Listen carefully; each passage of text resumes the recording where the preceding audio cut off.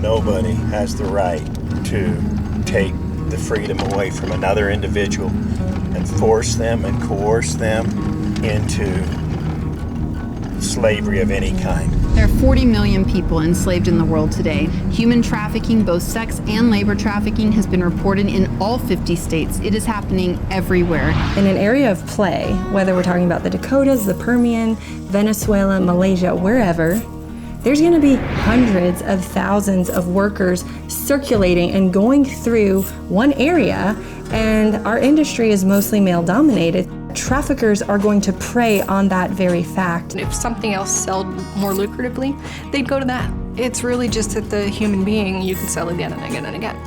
The traffickers are criminal business people. They are looking to make money. This is a greed operation.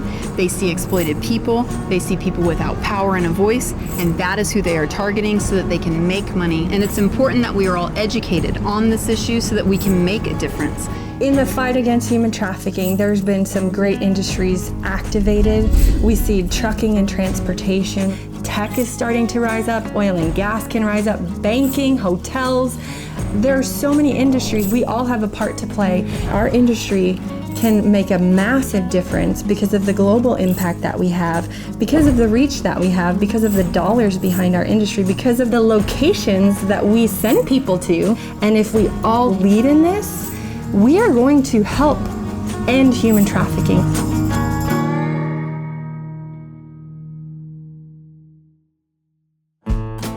Energy powers the world. It powers all of our lives. Your lights, your oven, brushing our teeth, medications, the vehicle we drive, everything we touch, see, feel is an impact of the energy industry on us.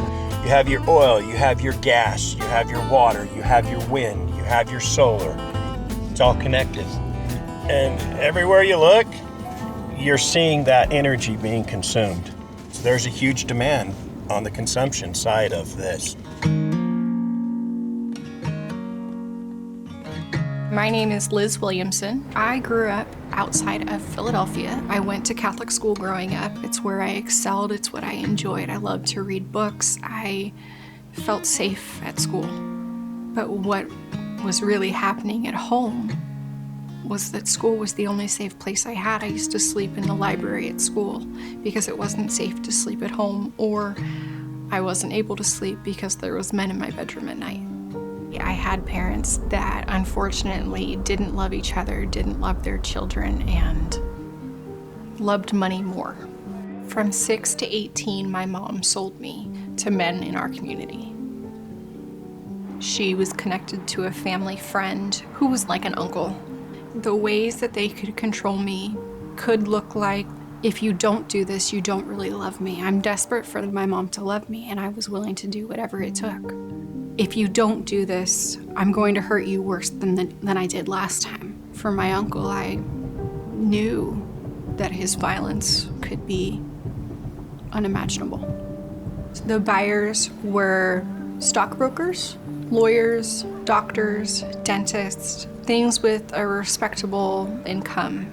My family decided that there was money to be made in certain markets that wouldn't be feasible to do where we were currently located. The script would be, I'm with my family on vacation to the Jersey Shore. To seem normal, we go have pancakes at a local pancake house. I get to play on the beach. When I come back to my room to take a shower, that's when the other stuff would start. Any large group of men away from their normal comforts of home are ripe for the picking. It could be a convention. It could be a guy's weekend away. It could be within the energy industry, particularly in the oil fields where they would go and visit man camps.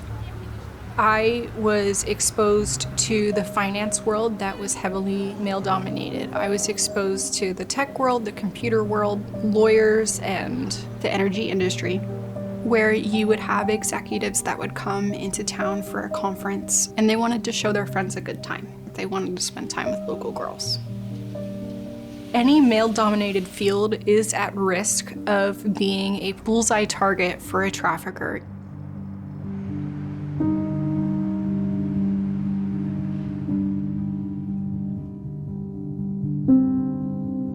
we ran operations to find out, would these traffickers travel to our long distance counties? And they did, because they knew that industry, guys are making good money, they're away from their families, and they are going to exploit that.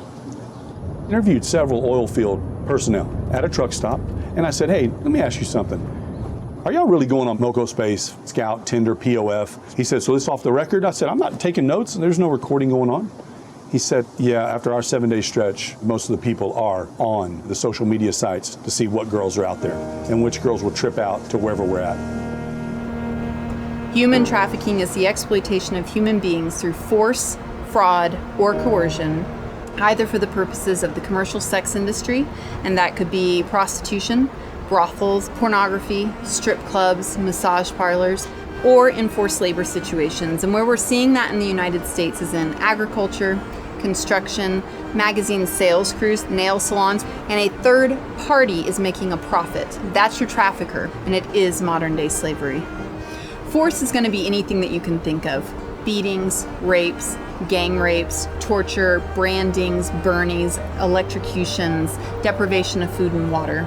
Fraud is the promise of one thing but the delivery of another. Promise of a modeling contract, of an acting career, of a music contract. It could be a loving relationship.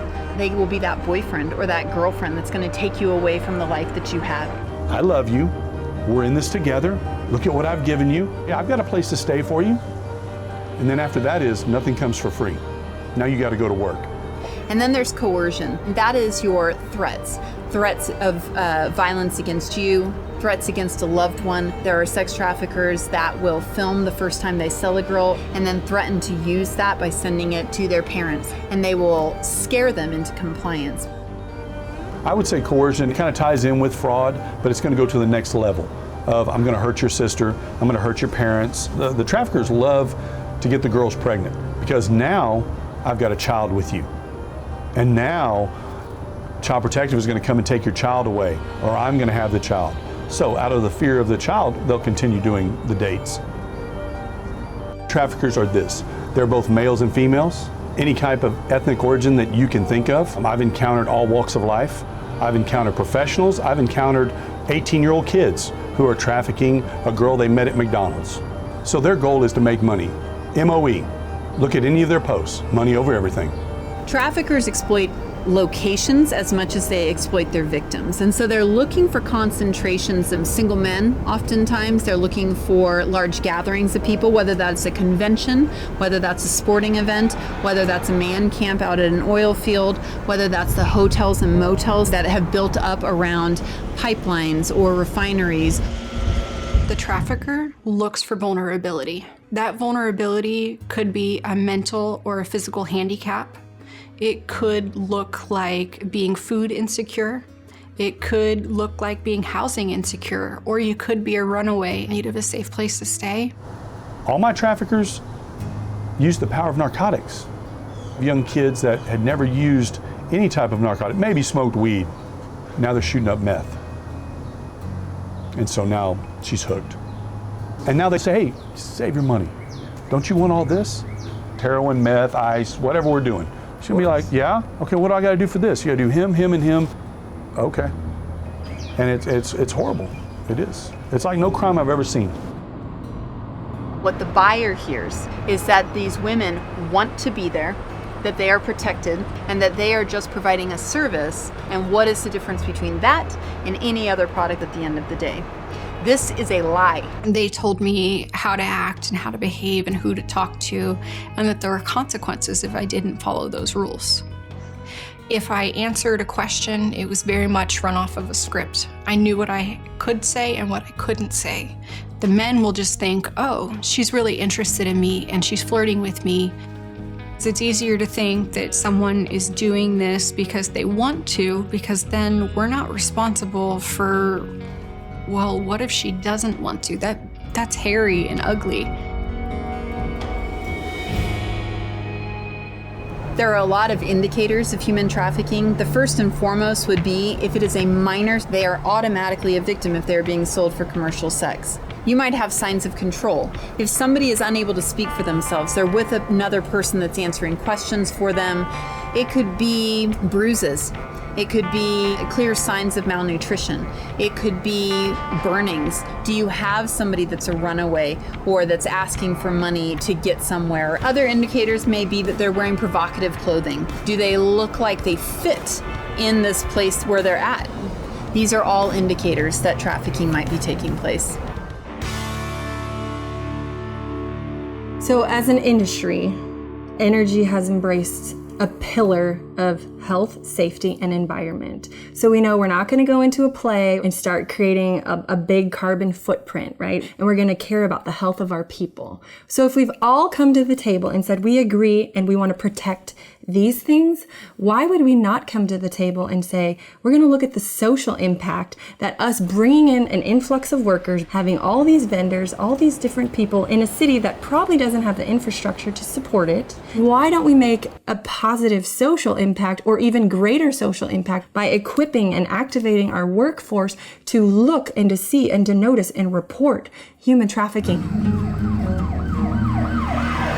Step one, we want you to call 911. If this is an emergency, we need you to get first responders out there so that they can recover the victim from this situation. Then we also want you to call the National Human Trafficking Hotline, or if you're unsure, call the National Human Trafficking Hotline, 1-888-373-7888. Let them know what you're seeing, let them connect you with resources that you need, and relay it to law enforcement as well. When you call the National Human Trafficking Hotline, it's an anonymous, confidential call. You can call 24/7. It's multilingual. They're going to ask you some clarifying questions, and they're going to connect you with resources and relay this information to law enforcement. So when you call 911 or the hotline, if you can have a description of the vehicle if there was one, if you can have a description of the occupants of the vehicle, if you could take a picture on your phone, that's a piece of evidence of either the person being victimized, the trafficker, the car, the license plate, and call while it's happening so that the victim has a chance of being recovered that same day. Let's just take, a truck stop. You see a girl walking around, knocking on truck doors. Make the call. If you see, your fellow workers contacting these girls and buying sex, maybe have a conversation with them. And if that doesn't work, then you got to keep stepping it up. Does that mean calling law enforcement? Possibly. Does that mean contacting management within the oil industry?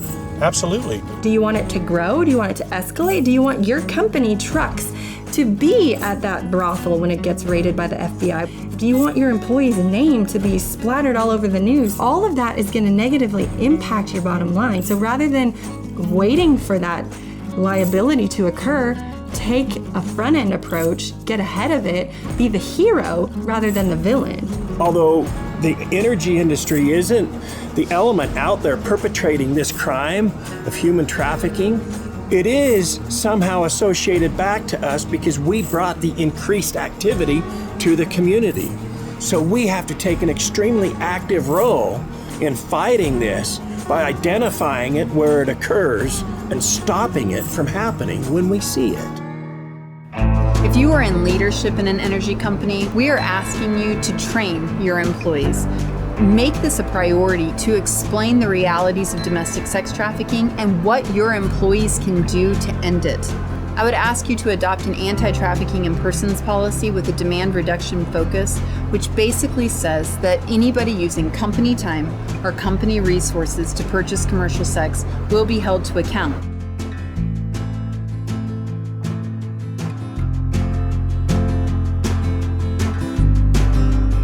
You can make a difference, man to man, talking about this issue with your colleagues, talking about this issue with your friends, really taking a stand for those who are exploited in our society. You can make a difference. What we are doing is producing the content and the material. For companies, it's a plug and play thing. Here's the information, go plug it into your system. So we are starting something here that's just the beginning, and we're going to see impact across the world. People will say that trafficking will ruin someone's life, and it is horrific, and it does extreme damage. But when you meet survivors and you see the impact that they are having after they get out, Your phone call might save one person that day, but you don't know the hundreds of lives that would be impacted later on down the line. When I look at the survivor leaders that are in this movement, they are the reason I keep going. They are the reason why I do this job. They have value, and they are powerful, and they are strong, and they are worth your time, and they are worth your phone call.